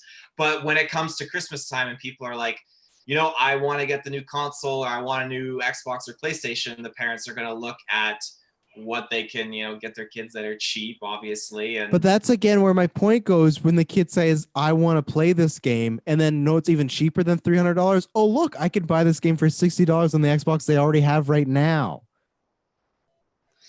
yeah, I mean, I'll definitely give you that, because even then, like, if we're going with the cheap grandparent option, they'll go as cheap as $50 instead of being, could you play this on your old one? Yeah. Well, here you go, little Jimmy. Here it is. But again, on that front too, it's not necessarily playing on the old one. How do you know, like, you have PlayStation players that are just going to jump ship and jump to getting a cheaper console? You know, because you have what? Lead me down this one, detective. Where are we going with this? We're talking solely Me and about Kirklin are gonna jump to the Xbox No, Series S. I'm not saying you guys. I'm saying like other PlayStation fans just out there. So you have people ones that we don't know about out in the wild. out in the wild, yeah. So you have people that obviously they have an Xbox One, and sure, they're like, Okay. oh, I'm not gonna buy you a new console when I can get you a $60 game and you can play it on your old console. But Okay. then you do have people that may, depending what the PS5's price is going to be, they may not want to fork out $499 or $3.99 for a new console, they may just jump over to the cheaper Xbox, right? But they don't need to buy a new console with Xbox. There's no new games on it. There's no Spider-Man Miles Morales. There's no exclusives. That's what I'm saying. Like, they don't need to. I don't get the jumping off argument because they'll just stay. They'll just stay on Gilligan's Island with the Xbox. Whatever. But then I don't even know what they're fucking called anymore. The One X, whatever. But then it is. why would they put out next gen consoles? Period. Because yes, you have the Miles Morales Spider-Man game for Sony, and then you have the other one I can't remember, Deathloop, but that's been delayed, right? Yeah, but it's still you do have these games coming out. But then what's the point of even releasing a next gen console if no one's going to get it right away? I mean, To keep up with Sony. To keep up, sure, but I mean, people see these new consoles right now, and everyone's talking about what console they're getting right now, day one or at launch or by Christmas time. Even though they're not necessarily talking crazily about the games or the exclusive, everyone's just talking about, oh, this console's cheaper, the Game Pass, or I'm waiting for the PS5's price drop. Like, people are just talking about consoles right now. So I feel like, yes, the exclusives and the games, like all that kind of pull is there. But at the end of the day, it's a new console, and people are buying it for the new console right now. That's all I'm seeing, I guess. So all right, fair enough. Jessica, what do you think about these price points and everything? $500, $300 American. So I will say that for sure I can see where Taylor's coming, because even when the price drop came out, Matt had his phone and he showed me a picture of it, and then he showed Mordecai and he goes, oh, look, it's the first console you're gonna play. It didn't necessarily matter what the price point actually was. It was just a new Xbox console, and we play Xbox, so there's just the automatic assumption that obviously, yeah, we're gonna buy it. Mm-hmm. That being said, I don't do discless. I like having the display of all the games I own, so I will probably end up buying the one with the disc drive. And because of the price point and the fact that there aren't any games coming out right away that that I'll want to buy a hard copy of, I definitely don't think I'll be buying this day one. Mm-hmm. So because the things that I would like to play would, Halo, New Gears of War, things like that. And right now that's not there to be the driving force to get me to buy one. Do you think there's gonna be sorry, go ahead. I was just gonna say, like, even with the last one, we weren't stoked about games, but we bought it and bought like Rise anyway. Mm-hmm. But right now, like with Kai, I don't have the time, so it's not worth it for me to just go drop $600 and grab whatever first shitty game I see. Right. No knack equivalent. Knack, it's so bad. I remember you had it and you were telling me about that game. You got a knack for getting those games. There's Rise. What was that other? What was it? Battleborn, or what was that one? Battleborn. Oh yeah. Yeah, that came out at the same time as Overwatch. Yeah. The exact same time. Oh didn't pan out. Kirklin, what do you think about all this? Do you think there's gonna be a lot of disappointed little Jimmies about like, oh, they want the $600 version, but their parents get them the discless version that doesn't have all these things, and they're just gonna be so disappointed? Yes. I think if the only difference is the fact you can't put a disc in it, I don't necessarily know that there will be much disappointment, especially with Game Pass. Well, hardware. I think it depends on the. I think it depends the age. Like, I think if you're saying 10 and under, no. But I think if some of their friends come over and they go, if they go, oh, you don't have the 4K one. Wow. Wow. Like, oh, your storage is already filled up. Wow. Like that's, if you get the snotty teenager, yes, I think there is the kid that is on IGN, the kid that's listening to this podcast, which we've scarred you, they will be disappointed. I'd say that like 10 to 16, they don't have their own money. Under, probably not. Eventually they'd grow up and be like, oh, my parents bought me the home brand craft dinner, not the real, not KD. But the Walmart one was really good, to be honest. The white cheddar, oof, fantastic. I would defend that. I used to so many times too. The Walmart one was really good. I'd undercook the noodles, and I'd actually quite like that. I liked with a good chew in there. But yeah, so I think those age ranges. But I think the littlest of the little Jimmies, no. Yeah, there's gonna be so many people too. Like Jessica and Taylor already said, I think it's part just of the it new too. Xbox, right? Oh, sorry, Jessica's cutting out. I think she was talking probably before you were going on her end, and then Jessica, you're back. Go ahead. Another thing too for the discless one is because everything's streaming now as well, right? So a lot of people were they use it for playing DVDs or Blu-rays, but now it's all Netflix, Hulu. Yeah. You don't actually need that disk drive for that either, right? Mm-hmm. Yeah, I even know a lot of people that I work with that they'll always be getting the new consoles for whatever reason. I don't know, just kind of like us, I guess. It's in our blood, Yeah, exactly. Gotta just keep playing the newest and bestest. Jeez, that's a Gotta bad word fork to out use. $700, be like, oh, that game was all right, and then don't look at your PlayStation 5 for a few months until the new game comes out. Yeah, but like Jessica mentioned, like it's already so geared towards streaming these days. I mean, even for me on PS Plus, like I have so many games in my backlog of just those 2 free games that you get every month that like I want to play someday. They're just on there. I don't have a disc for them because I don't need one, which is awesome. But it definitely is going in that trend of not needing discs to get those games. And a lot of people, I don't know. I think I have 500 gigs on my PlayStation. Yeah, it sucks having to uninstall one game. I mean, when Red Dead came out and that was over 100 plus, I can't imagine what Warzone's like. Like 250 now. 3 Yeah, terabytes. That's I wouldn't even doubt it, honestly. It's insane. That's another reason why I actually don't play it on my PlayStation is I just don't have room for it. But do any of you even have a 4K TV? I do. I do. Oh, okay. Yeah. It's I think- pretty common now, Yeah. I'd say. It's just in TVs. It's kind of like when everything was 1080. It's like you had to pay more, and then everything was. That's the way when my TV broke. Almost every TV was 4K, and I was like, okay, well, I guess that's what we're doing. So yeah. 3D option. Yeah, I'm gonna use that. Oh yeah, I never got that. I don't yeah. have a 3D. I'm just saying. Everyone that's had a 3D Sure, TV, I feel like they just don't ever use the 3D option. They don't talk about it. No, except for the porn. So yeah, I am very interested to see what happens with these sales. I will probably be getting one of these. I don't know which one. I originally thought because for Canada it's almost $400 the slim one. I do just want 4 Game Pass because that would be nice to have. So I will do that. But with that, which I will give them credit for, they've talked about these being more like phones. The financing things are pretty good. The S is $25 a month for 2 years, and then the X is $35. For that point, I would just do the X at that point because it's like $10 more, Yeah. and that includes Game Pass, which also they announced that EA Play is going to be included in Games Pass as well, which is a really, really good service if you like sports games and anything else EA is putting out. So I think they're making good moves. I think the only negatives I had about this is one, it sucked. Like whoever let this leak, they need to find this person and hunt them down and get rid of them because like it's cool. I'm happy we have the Dispose prices. of their body. Oh, I'm happy we have the prices. Like even if it's Phil, get rid of him. Like chop his head off, send him down the I waves. wouldn't advise that. No violence. Of course not. Figuratively, I wink. But no, I just think like it sucks because I just feel like this was such a lackluster way for it to come out of like it leaked, all the artwork leaked, and then like Xbox had some fun using some gifts to like play it off, but they didn't get that big oomph moment. They didn't get that tune in this Tuesday to watch us reveal our fucking consoles, our price, our date, everything. It was like when you're marketing video leaks, what the fuck is going on over there? Like tune in to see what we do to the whistleblower that we found. just like feels upside one of down those, getting like, terrorist waterboarded. videos. Yeah.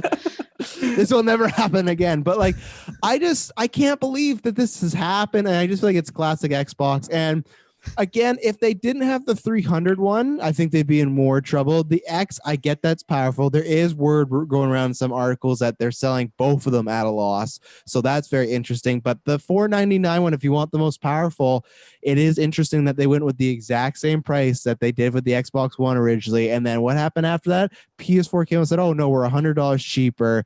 And then Xbox 2 days, they're like, oh no, yeah, we're $100 cheaper too. We'll match it.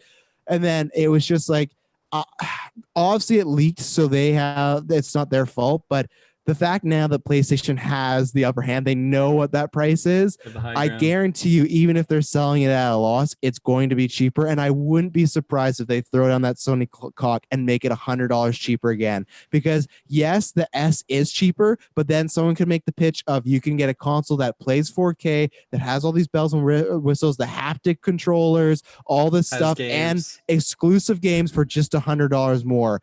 And PS Plus, we don't even know, or not PS Plus, but PS Now, they're like Games Pass. They haven't talked about that being served, so that could be super refurbished and really big. They haven't even unveiled all that stuff. So I think $200, sure, but if it's only $100 different than S, even then, I think even if this came out at $500, it would still beat Xbox. But I think it's guaranteed to be $450, but almost guaranteed to. I won't say almost guaranteed, but I would see it being $400 just because, just to drop a fuck you, and they're gonna be like, well, this is what we're doing, and just the scary thing with that is, okay, like when you look at both businesses, like Microsoft has much more of like a financial foundation to sell these consoles at a loss, whereas you look at Sony, yeah, they can take a loss, but that means they're going to be putting out limited run of these consoles. Well, not a limited run, but they're going to only be producing like so many and selling so many at any given time, because it's going to be, if they just pump out a whole, I would ideally like to see them pump out like tens of thousands of these consoles and then just stock the shelves everywhere. But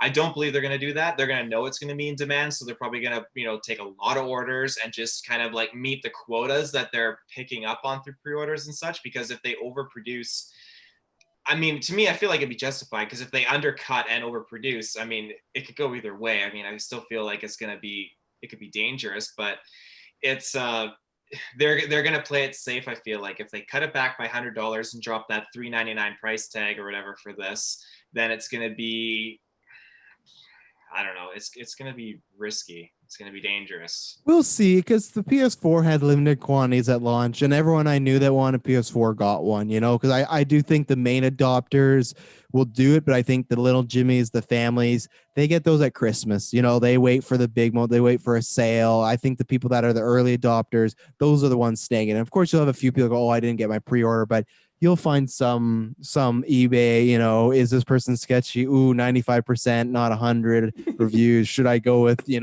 Texas Hold'em 89? We're taking the risk. And then right when you order it, he says, got you, fucker. And there goes your $800, So you got to be careful out there. But anything else on these consoles? For me, in closing, I don't like that one.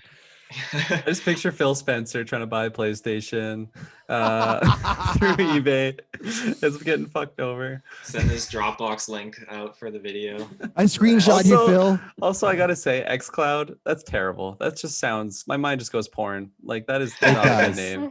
Yeah, it does. xCloud, triple xCloud. Yeah, for me, in closing, I just think for the biggest pull again for the Series X is I'm happy that one last pitch.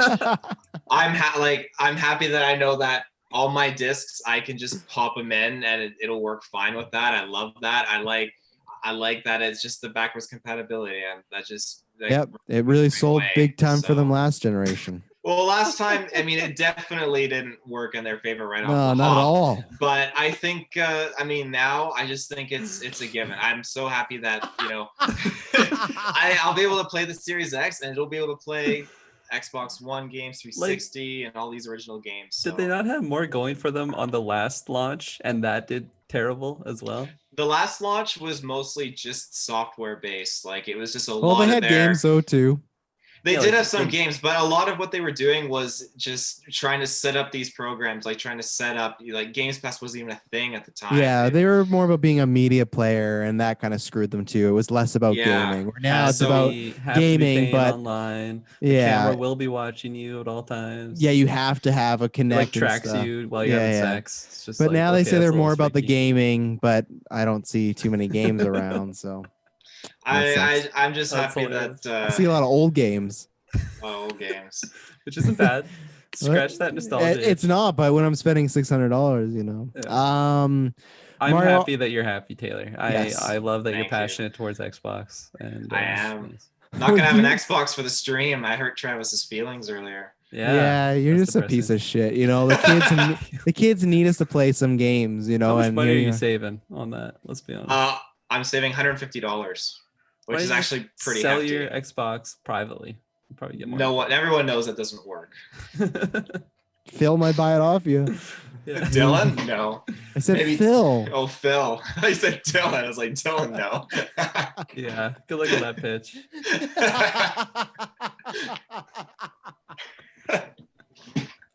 You should try to pitch him just as a joke. And yeah. Oh no, man, this is a great deal. $300 flat. You take it so seriously too. Like, I can picture his response. I don't know, man. I'm just really not needing an Xbox right now. I'll give you Rise included. Nothing else though. I need the other games for my backwards compatibility. Oh man, you should pitch him. I'd love to see it go. And then after move over to Briggs. Briggs. Oh god. Talking about old games. Mario All-Stars was confirmed this week is going to feature Mario 64, the best Mario game, Mario Sunshine, and Mario Galaxy, all included in one game. We had heard rumors about this. I don't have much to say other than this is fucking awesome. I was going to buy it day one. I'm hoping Taylor will just buy it day one and I can just borrow it off him and I'll trade him something, you know. But it doesn't matter. He'll be in the hospital, so I'll just run over to his house to take it from him, and then Mass will be crying. I'll just take all her food too. You chose the wrong man and take all your stuff. You should have got a Brute. But no, I'm very excited for this. I'm excited to play these games, especially Galaxy, because like Taylor has pointed out in our chat, there may be motion controls, but I feel the Switch does them a little bit better than what the fucking Wii had going on. But I'm very excited to play Sunshine again, because Sunshine, that game is fantastic. Dylan says he's not even touching Sunshine. Just the disrespect. Wow. What a pawn. Yeah. If you sell on the Xbox, you'll include Sunshine with it. I am very excited for this game. Kirklin, what do you feel with this? Yeah, I'm super hyped. I was showing Shade, and she's equally hyped too. So we're definitely going to be picking that up. And because it's so funny though. Every time I think about like when Nintendo does a review like this, oh yeah, we're releasing these 3 games. It's just like, do people not want more of this? Like, I feel like they could just be making so much money if they just kept doing that, because I don't know. I always am skeptical with all these Nintendo decisions, everything. I don't know. I'm just always skeptical with them. But that's beside the point. I think that they should do more of these. There's so many good games that they could re-release. But that's beside the point. I am excited for this. And I definitely agree with you. I think Super Mario Sunshine is the best Mario of all time. I have not put in much time in 64. I played it on an emulator. That was the only time I ever had playing that. I never had a Nintendo 64. Did you ever play the sequel? What's that one called? Mario 128. What? Mario 128? No, 69. Oh, okay. You too. I wish. Maybe that's coming on the xCloud. But yeah, I'm excited. I never played Galaxy. Mario's so short with Peach, it's gonna be really tough. I never played Galaxy, and I did hear that was like motion control, so I am curious how that goes on the Switch. But I'm excited to try it, and all those games. I'm just excited. Mostly Sunshine. Yeah, Taylor. So I already pre-ordered this game. They put it out. No. Are you gonna tell this fake story the EB Games guy told you? No. What I am gonna say though is the Mario All-Stars 3D is now, I think within 4 days the fastest selling Switch game I think of this year. Right, it's still behind Animal Crossing. Yeah, why doesn't Nintendo do this more? I know. They literally, if they slapped limited time run on any other games, this would happen. This is not gonna be limited. So this story Taylor had was like, EB Games guy was telling me like I have to buy it right now. There's gonna be no copies for it. That is such a sales pitch. That's what you got to do to Dylan.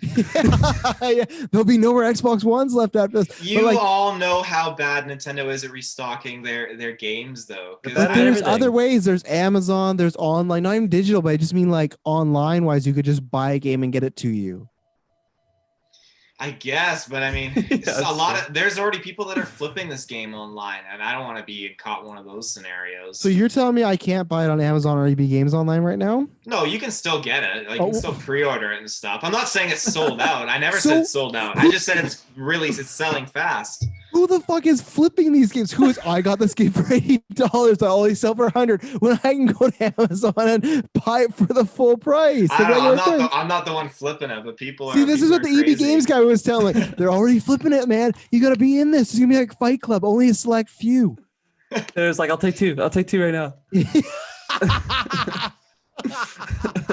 Here, I'm gonna send you something. So here it is on eBay, $125 Canadian for Mario All-Stars 3D. I don't care if I can still get it on EB Games and Amazon. Pre-order, pre-sale. So I know you can, but it just goes to show This is the Hagglers Out for Blood right now. 8 people watching it for $100. Oh my god! Last one available. 3 watchers, $130, $180 free shipping. Like people are just bonkers. Oh my god! Look, Best Buy free delivery. I can get this game, Mario All Stars. Then you should do it. Pre-order in stock. So why are these people buying these fucking games then? If you can like, I don't know. I can't tell you. You believe the EB Games guy. Go on eBay. You'll see the listings for Mario tricked Stars you. 3D. Jessica, are you excited at all for this combo of games? Not as much as Taylor, by what I've gathered from. I am not as into Mario Sunshine as you guys as well. I am definitely all about the Mario 64 though. So I used to actually like watch speed runs of it, and those are crazy. I've seen a couple of those. Yeah, right.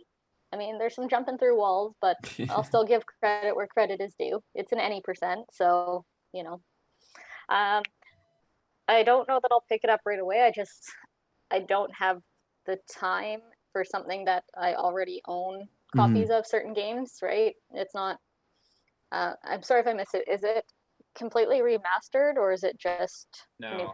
It's so just it's been gonna updated a little bit. Yeah, like better resolution. A little bit. He's trying to undersell it. It looks pretty good. Well, I guess we got to see a bit more, but to me, it all looked pretty good HD wise. Mario Sunshine apparently has just been zoomed in and cropped, so it meets like the wide full screen size. It hasn't been actually like rescaled. Yeah, they didn't redo the textures or anything. Yeah, it's definitely. I'm not gonna rush out to buy it. Yeah. 3 games. Yeah, but it's Sunshine, 64, and Galaxy. I never even played Galaxy once, so I heard it's good. I feel like I could probably find it on Shop and Swap on like the buy and sell page on Facebook. $100 on eBay. $100. There you go. Or it's not $100 on BestBuy.com with free shipping. Or just digitally download. Like, I don't understand how you could sell out of a game like this. That guy was going for that hard sell. And he got him. He got Taylor by 3 copies. And Taylor's gonna be at a loss when he tries to sell at eBay. I'm gonna be selling them. I do have a few more stuff. I'll go after you're done, Jessica, though, on Mario All Stars. Well, I'll just throw it out there. If you can't sell them for $100 each, I'll buy one off you for $50. There you go. I'll do it. Make my profit back. So since all I got to do is talk about the pre-orders, I'm going to talk about the actual game now. The actual game with Sunshine, the controller, you technically can use a GameCube controller with it, but the controllers have been remapped for the actual Pro controller, so it's going to have different buttons for different things now, which Nice. I thought was pretty interesting. In terms of Galaxy and the motion controls, I believe when you play it on the Switch Lite, they still recommend you need to have the actual separate Joy-Cons to play it, which is another interesting feature. So I'm a little deterred at that because when I played the Galaxy back on the Wii, I did not like the motion controls. It really pulls you out of the experience. But yeah, I mean, I've never played really any 64. I played a little bit of Galaxy, but Sunshine was the one that I clocked so much time in. Oh, yeah. I remember I had exchange students come stay at my house, and they helped me actually finish the game. That was so good. I don't think I've ever beat that game, honestly. Like I don't exchange students. I'm telling you, you got to get some. I'll ship them in. Oh. I don't think COVID is gonna allow that though. Yeah. There's the way Kirklin was like, oh yeah, like he was so when he talking about Sunshine, he's so into it. Oh yeah. Was that it? Was that mastering your like fact? those belly slides, just like the mechanics in that game is so fun. Was that your watching. facts?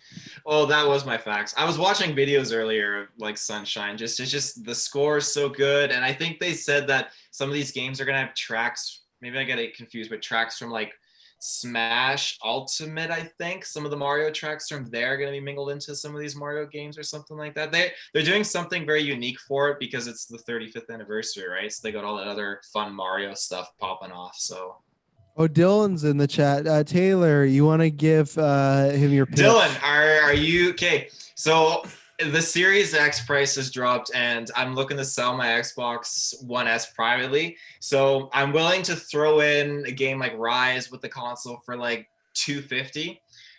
It Well, plays he was games. telling us 300. He's Yeah. giving you a deal of $200. I know. I'm trying to give you the inside scoop deal here. So basically, the console will be $250. Comes with Rise, and it will come with one controller, and it runs in HDR for games at high res, and it can play movies in 4K. So there you go. I'll let you know if Dylan responds in the chat. Oh, he said the whole squad. So yeah, Dylan, just say deal or no deal. Rise, and with 5 question marks he put in the chat. So do we have any other gaming news before we get Dylan's answer? Because we're almost near the end here. Anything else to shout out, or are we taking this episode home? I do have one thing I'm going to shout out, actually. Assassin's Creed Valhalla has bumped release dates to the same day as the Xbox Series S and X to November 10th. So fuck me, right? Why is that a fuck you? I thought that'd be good. You can get the new game, whatever. I wanted to get in October so I could space it out, accordingly by a week. But now you I won't gotta... have your Xbox, so it won't matter now. It worked out perfectly for you. That's okay. I remember I bought PS3 games before I had a PS3 just because I knew I was getting the PS3. I bought Infamous 1, 2, Uncharted 1, 2, and 3, and then I got the PS3. That's so many games to buy I know. before you get the console. It's just wasting money, and he's never played a single one. Just like looking at it. And says, Gollum. my precious. Dylan says he doesn't have a 4K TV, but he would. His counter offer is he'd get it for $67. $67? That's lower than EB Games. Well, I don't know. That's what Dylan's saying. So, how much do you think Tyler Briggs would give me, Dylan? Tyler Briggs would just give you a side eye and walk away. That'd be about it. Give you $350. Gonna walk off to Whitehorse. So, ladies and gentlemen, this was a big newscast. This was longer than I thought it was gonna be because we had, of course, Jessica did not know. But next time we'll not go as late or start as late. Well, I don't know. It's tough. Well, Geek First is always on the move, but I think it was a fun time. We got a little loopy. Soon, this didn't happen because of whatnot, but soon in the future, we will try and do some like live in-person ones again. I have a new room set up for my Wi-Fi. We got some fancy lights, so I'm excited for that. But yeah, we gave all the plugs at the beginning. Thank you very much for tuning in. Check out, we got a bunch of stuff on the channel. Dylan must finally, at the end of the episode, said, yeah, you would have to pay him to take it. So, so there you go, Briggs. Maybe go make that offer. But thank you to everyone that tuned into this episode. It was good to be doing some news, and we'll be back in the future, and it'll not be boring. Bye-bye. Bye. Goodbye.